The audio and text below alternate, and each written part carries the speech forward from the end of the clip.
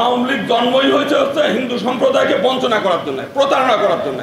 1955 সালের 21 থেকে 23 অক্টোবর ঢাকার রূপমহল সিনেমা হলে আওয়ামী মুসলিম লীগ থেকে মুসলিম লীগ করেছে, বলেছে হিন্দুদের পৃথক নির্বাচন ছিল, ওইটা থেকে সরাই দিয়ে যৌথ নির্বাচন আনলে হিন্দু সম্প্রদায় পার্লামেন্টে যেতে পারবে না। অতএব হিন্দু সম্প্রদায়কে একেবারে কোণঠাসা করার ইচ্ছা নিয়ে, উদ্দেশ্য নিয়ে আওয়ামী লীগের সৃষ্টি।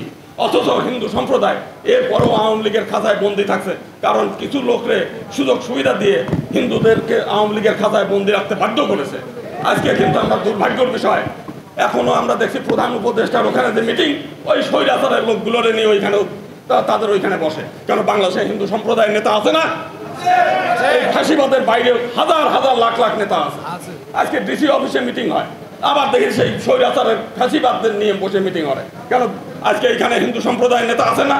আজকে এখান থেকে সিদ্ধান্ত নিতে হবে, ডিসি অফিসের যে মিটিংগুলো হবে ওই স্বৈরাচারদের বাদ দিতে হবে, প্রধান উপদেষ্টার যেখানে মিটিং হবে সেখানে বাদ দিতে হবে। আমি দেখলাম এই বিএনপির মধ্যেও কয়েকজন লোক ঢুকে আছে যারা এই ফ্যাসিবাদদের এর মধ্যে বিএনপির মধ্যে এই সুযোগ সন্ধানী হিসেবে ঢুকাই দিতে চায়। আমার মধ্যে এর মধ্যে নাম না বললেই না, আমি দুঃখের সঙ্গে বলতে চাই বিজনকান্তি সরকার তার মধ্যে একজন।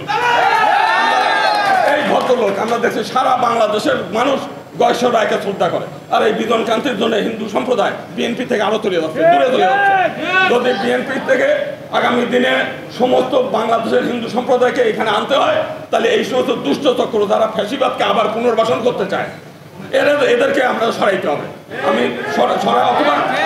আমরা চাই না যে তাদেরকে সরিয়ে দেন, আমরা চাই না সারা বাংলাদেশের হিন্দু সম্প্রদায় এখানে আসুক, এটা আমরা চাই। কিন্তু তারা যেন এই বিএনপির মধ্যে থেকে হিন্দু সম্প্রদায় কেন দূরে সরায় না দেয়, সেইগুলো আমরা চাই। আজকে আমরা দেখি পূজা উদ্যাপন ফ্রন্ট গঠন হয়েছে, সারা বাংলাদেশের সমস্ত জেলা থেকে লোক আসছে, তারা আবার এই পূজা উদ্যাপন ফ্রন্টের নামে আরেকটা সংগঠন গড়ে তুলছে। কেন রে বাবা? এবং তাদের মধ্যে আমরা দেখলাম সারা বাংলাদেশের এই ফাঁসিবাদের যেগুলো আর কি আওয়ামী লীগের, তাদেরকে নিয়ে এসে পুনর্বাসন করা হচ্ছে। সারা বাংলাদেশের হিন্দু সম্প্রদায় বিএনপির কাছে একটা বিশাল আশা নিয়ে থাকে। কারণটা হচ্ছে বিএনপি একটা অসাম্প্রদায়িক দল, বেগম খালেদা জিয়ার মতো আপসহীন নেত্রী বাংলাদেশে আর দ্বিতীয় কেউ নাই। একবার বিএনপির মধ্যে একটা সিদ্ধান্ত হয়েছিল, জাতীয় সংসদে মাইনরিটি সম্প্রদায়ের একটা সংরক্ষিত আসনের একটা দাবি ছিল, এবং বিএনপি সেটা মেনেও নিয়েছিল। 91 সালে পত্র পত্রিকা আসছিল যে সেইটা করা। বাংলাদেশের বিএনপির মধ্যে বহু হিন্দু সম্প্রদায়ের নেতা আছে। আমরা চাই যে এইবার বিএনপি ক্ষমতায় গেলে জাতীয় সংসদের সংরক্ষিত আসনের ব্যবস্থাটা করবেন।